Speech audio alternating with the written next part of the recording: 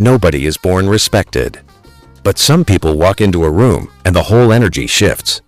People sit up straighter. They listen more carefully. They laugh at their jokes, even when the jokes are mid. And you're just standing there thinking, why does nobody do that for me? Here's the uncomfortable truth nobody tells you. Respect has nothing to do with being nice. In fact, being too nice might be the exact reason people aren't respecting you. Stay with me, because what I'm about to show you, most people figure out too late in life. There's one psychological principle used by Stoic philosophers, mafia bosses, and weirdly enough, quiet kids in school who somehow everyone secretly feared that makes people respect you before you even speak. We'll get to that. But first, let's talk about the mistakes you're probably making right now. Section 1. Stop explaining yourself. You know what unrespected people do constantly? They explain. Sorry I'm late, it's just the traffic was bad and then my phone died and I also forgot and… Stop. Nobody asked for the documentary. Here's the psychology. When you over-explain, your brain is signaling to the room, please don't be mad at me, I need your approval. And people can smell that, subconsciously, like a dog smelling fear. Respected people say, sorry I'm late, and move on like they own the floor. No defense, no trial, no 4-5-minute apology tour.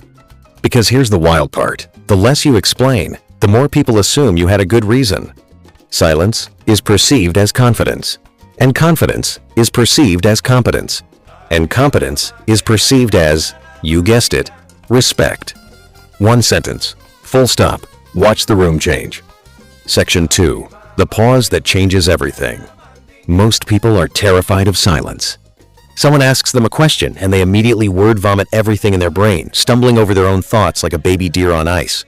Respected people do something different. They pause. Someone asks them something and they just sit in it for a second, calmly, like they're deciding whether your question is even worth the effort. This isn't arrogance, it's neuroscience. When you pause before speaking, your brain appears more in control. People interpret it as depth. Like you're someone who thinks before they talk, which, statistically, most people absolutely do not. Try it in your next conversation. Someone asks you something. Take one full breath before you answer. You'll feel awkward. They'll feel impressed. That's the gap where respect lives. Section 3. The respect paradox: give less, get more. Here's something that broke my brain when I first learned it. The more you chase respect, the less people give it to you. Think about it. You know that person who laughs at every joke, even the bad ones? Who agrees with everything the loudest person says? Who desperately tries to be liked by everyone in the group chat? Nobody respects them. They're loved? Maybe. Tolerated? Probably. Respected? No. Because here's what respect actually responds to: indifference to approval. Not rudeness, not arrogance, just you not needing the room to validate you. There's a principle in psychology called reactance.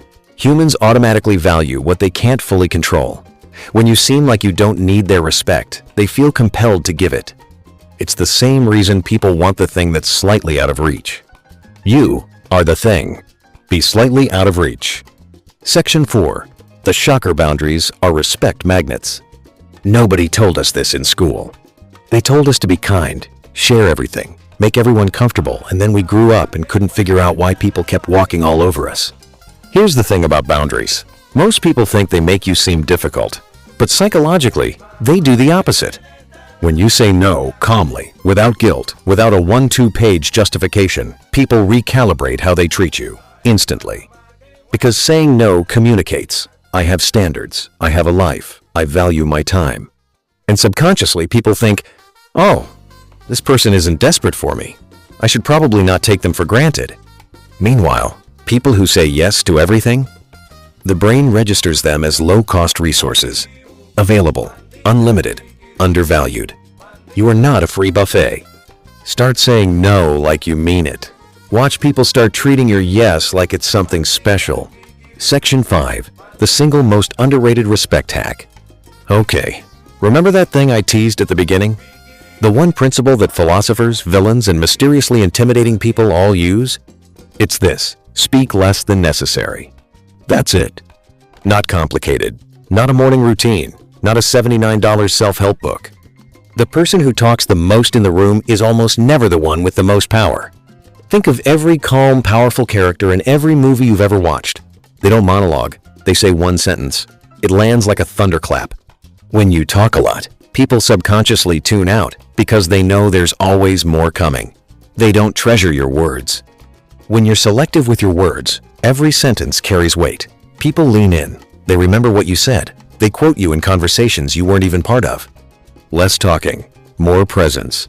It's not about being cold, it's about being intentional. The most powerful thing in any room isn't the loudest voice. It's the voice everyone goes quiet to hear. Ending. Here's the ironic part of all of this. Respect isn't something you demand. You can't ask for it. You can't perform it hard enough. You can't post enough quotes on LinkedIn about it.